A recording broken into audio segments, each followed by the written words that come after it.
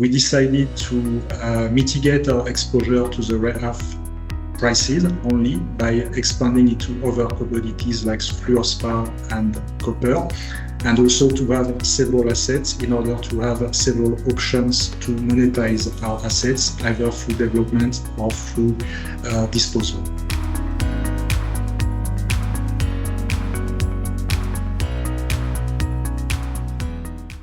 Hi, and welcome back to the Assay TV. I'm joined today by Cédric Simonet, who is the CEO of Altona Rare Earths. The company is rapidly developing a diversified portfolio of critical raw materials in Africa across several commodities and countries. So maybe we could start with a brief overview of Altona and its major properties. All right. Altona Rare Earths is a mineral exploration company focused on critical minerals in Africa. We are listed on the London Stock Exchange on the main market. Our ticker is REE. And in 2021, we acquired a rare earth project in Mozambique called Monte Muambe, which is our flagship project. But we also have another Fluorspar project, which is on the same asset, on the same Monte Muambe asset. In addition to this, we have recently expanded our portfolio into copper exploration assets. One is located in Zambia. It's called the Kabongo South Copper Project. The other one is in the Kalahari Copper Belt of Botswana, and it's called the Sesana Copper and Silver Project. Okay, thanks for that. And so you just briefly mentioned that you're diversifying your portfolio into other commodities. So maybe you could talk us through the rationale behind that a little bit more. Yes. So since 2021, we've built a lot of value on the Monte Muambe project, which is now at the pre-feasibility study level. But if you look at the price of rare earths, the price of commodities, for example, the price of neodymium, which is a main value driver at Monte Muambe, you can see that this price is peaked in February 2022, but then they fell back to a level of about $70 per kilo. So when you're a junior exploration company focused on just one commodity, your share price is very much exposed to the price of that commodity, which is an issue with rare earths. And additionally, the mining industry for rare earths is very new. It's very immature. It's a new commodity.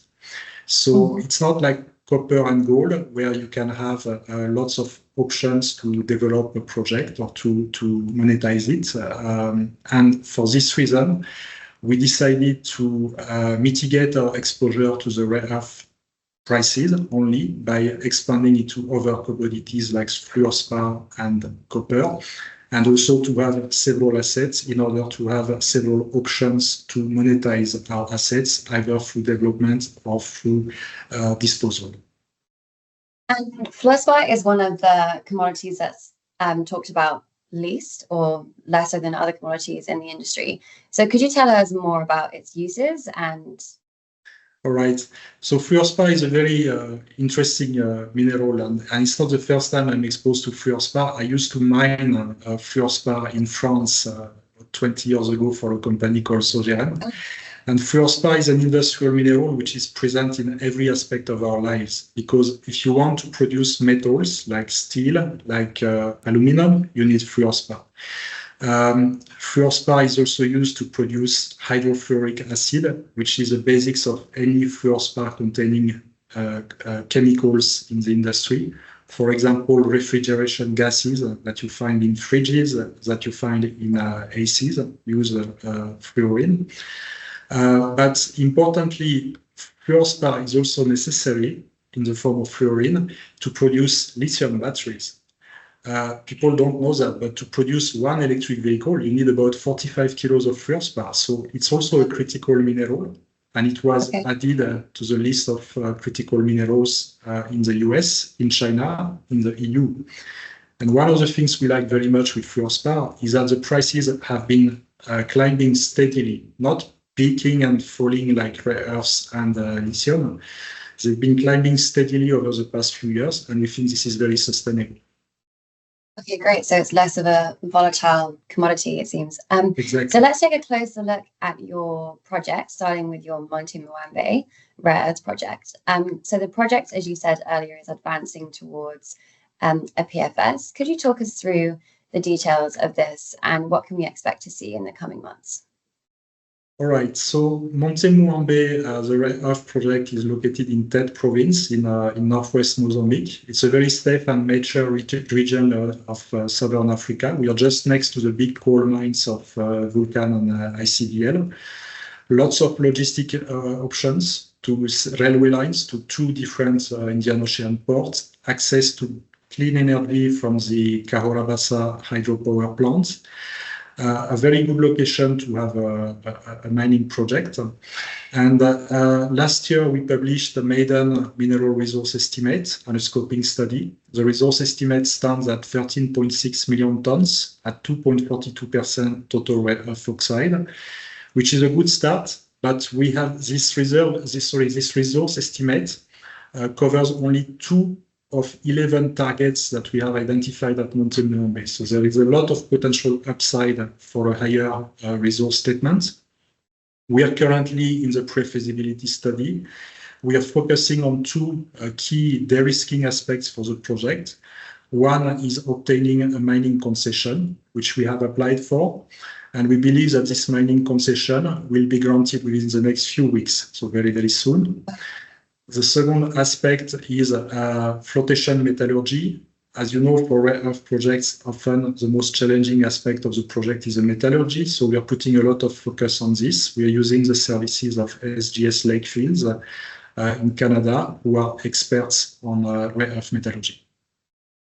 Okay, and staying with this project, there's the possible separation and recovery of fluorspar in the ore at Monte Muambe, which needs to be assessed as well, which will create two different projects, I believe. So could you give us more detail on this as well? Of course. So at Monte Muambe, you've got two types of fluorspar. You find fluorspar as an accessory mineral in the rare earth ore, and the fluorspar content in the rare earth ore is about 15%.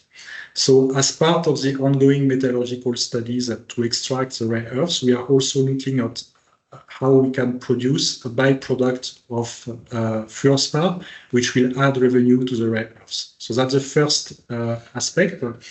The second aspect is that in this carbonatite geological system of Monte Muambe, there has been also some remobilization of fluorspar. And this fluorspar recrystallized in the form of low tonnage but very high grade veins with 50 to 70% fluorspar. And this is very interesting because this sort of ore can often be turned into a commercial product with very simple beneficiation processes involving crushing and gravity separation like jigging or dense medium separation. So we are currently doing another scoping study specifically on this little project. We were in the field a few weeks ago. We took samples, which we are going to send to laboratories and also to potential off-takers. And we expect this scoping study to be concluded in the first quarter of next year. And if it is positive, we will put this asset into production very rapidly, which will generate revenue, obviously, and then we can use this revenue to continue on the rare earth project and also on the other projects of the company. So moving on to your copper project, the company recently released the results from geophysical works at the Kabompo South Copper Project. So could you talk more through the results for us? All right, so we acquired the Kabompo South Copper Project in Zambia earlier this year. This project came with some data, geophysical and geochemical data, and we submitted this data to a consultant called Klaus-Peter Knub of Earthmaps Consulting. He's very well regarded in the mining industry in Southern Africa. And Klaus came to the conclusion that our license has potential for copper deposits of the IOCG type. IOCG means iron ore, copper, and gold. We are not expecting gold there, but we are expecting copper. And In Zambia, many of the copper deposits are of the sedimentary type, but the potential for IOCG has been recognized previously.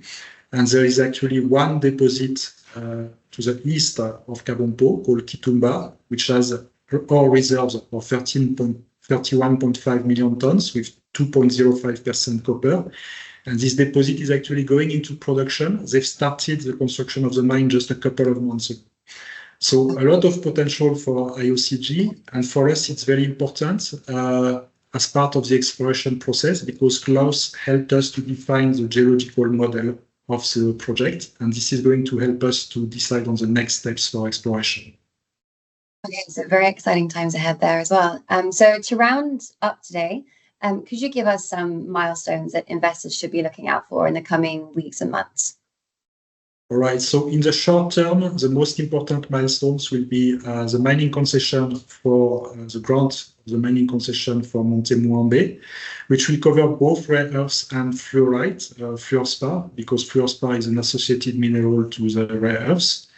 We will have also the flotation metallurgical results, which we expect will have a positive impact on the financials of the scoping study. We will have activities on the copper project, and we will have also the completion of the scoping study for Fluorspar with some news about assays from the laboratories, some news about results of talks with potential off-takers. And then a little bit on the longer term, continuing activities for the PFS for rare earths at Monte Muambe. And very importantly, we will have initial drilling activities both in Botswana and in Zambia, potential discoveries. Wow. So thank you, Cédric, for joining me today, and we'll speak to you very soon. Thank you, Eleanor. Thank you.